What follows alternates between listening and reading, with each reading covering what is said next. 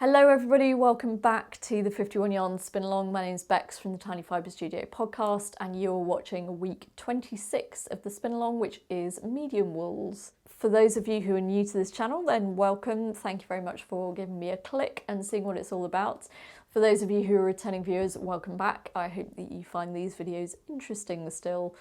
The idea of this series is that Ply Magazine is running a spin along. There is a topic for each week. And if you spin along with that topic and post your resulting photos on Facebook, Ravelry or Instagram with the relevant hashtags that I've included in the description, then you stand the chance to win a year's subscription to Ply Magazine, which is very cool. Disclaimer, I am not sponsored by or affiliated with Ply Magazine in any way, shape or form. I just find it a useful resource. So I have to say that when I saw medium wool on the list and started thinking about what I was going to talk about, I found it kind of difficult to define what a medium wool is. So I wanted to make sure that I was talking about the right things. So in the 51 Yarns book, it specifies a medium wool as being somewhere between 20 and 29 micron count and about 3 to 5 inches staple length.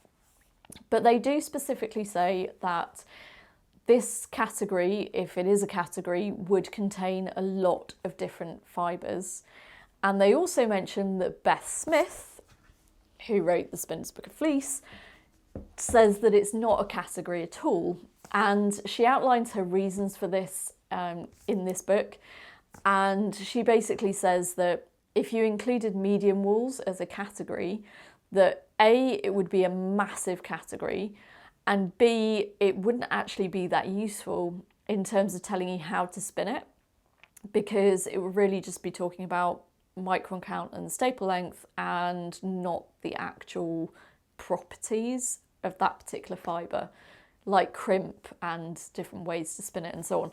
So I am inclined to agree with Beth Smith that it's possibly not particularly useful to categorise something as being a medium wool, but I think it is important to consider what the properties of it are.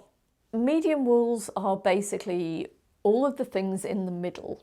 So if we think about the types of fibres going from merino at the very fine wool end over to the long wools like Lincoln and that kind of stuff at the other end, somewhere in the middle is all of the medium wools. They are not too fine, they are not too long, they're just somewhere in the just right category. It's kind of like Goldilocks.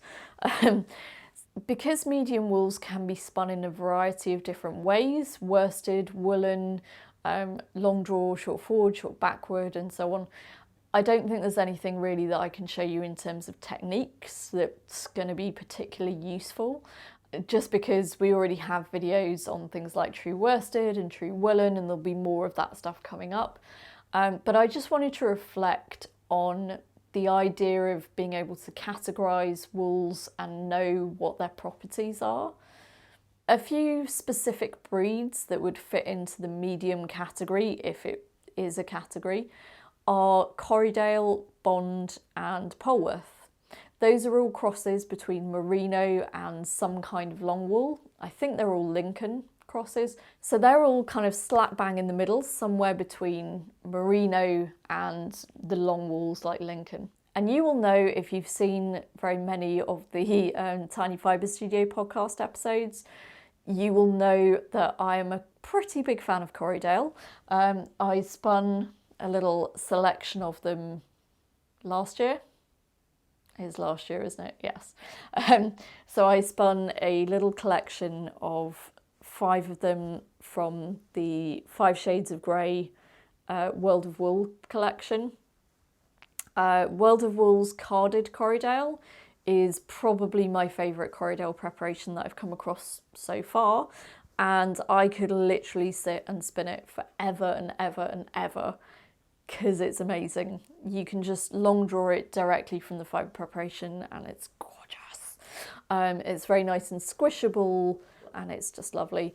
So I spun those. I've also got some green Corriedale here, which again was from the carded collection, which again is lovely and squishy. And I think this was a 2-ply, pretty sure this was 2-ply. Still smells really sheepy and lovely. And the nice thing about the medium wools is because they're not too fine, they don't pill as easily as a merino would. So I loved spinning those, and it kind of made me think about one of the fantastic things that we get to do as spinners that knitters who just knit what's commercially available don't get to do, is that we get to choose precisely what goes into our fibre. We can basically create whatever kind of blend we want, and we can base that on the properties of that fibre. If you are a knitter who relies on being able to go into a yarn shop, chances are all you're going to see on the label is wool, which is not helpful. But also, it's probably not even possible for them to say this is a particular type of wool, because very often it's just a question of, you know, they lump all the wools in together and that's it. You know, it's just a big blend. There are some companies now which I think are being a lot more purposeful in the way that they describe their yarn. As an example, my friend Katie from the Green Bean podcast has just launched the Tour range for blacker yarns. And that is a blend, and there's a lot of different fibres in it, but they specifically list what those fibres are. And I think it's fantastic that knitters are now, if they choose to, having the opportunity to buy a yarn, knit something with it, and understand some of the properties of the fibres that go into that yarn. And the other thing that I definitely used to think, you know, when I was a knitter and I was looking at particular yarns, I would see maybe 2 specific breeds mentioned. I would see merino and I would see blue-faced Leicester occasionally. But I think it's interesting culturally that certainly in this country, when it comes to buying finished knitwear in the shops, the only thing that you ever see mentioned as like a quality product is merino. So I've had people come to me, like colleagues and so on, who go, oh yeah, you know, I bought this jumper in the sale, it's merino. And I'm like, okay, good. Don't get me wrong, merino's fantastic, but it's not always the easiest thing to spin. Some people find it really, really difficult and annoying to spin. Some people just don't enjoy that process. But also merino is good for certain things and it's not so good for other things. As an example, I have a commercial yarn sweater that I knitted that is merino. It's not as tightly spun as I would spin merino if I was going to make a sweater out of it, and consequently it's a nightmare when it comes to pilling. It just pills when you look at it. You take it out of the drawer and it's got pills everywhere. I would not make the decision to spin merino yarn for a sweater, personally, unless I had done lots and lots of sampling with it and was happy with how much twist I'd put in both the single and ply to make it pill resistant. But even then, to be honest, if there's a choice of just using a harder wearing fibre in the first place, I'd probably just go with that.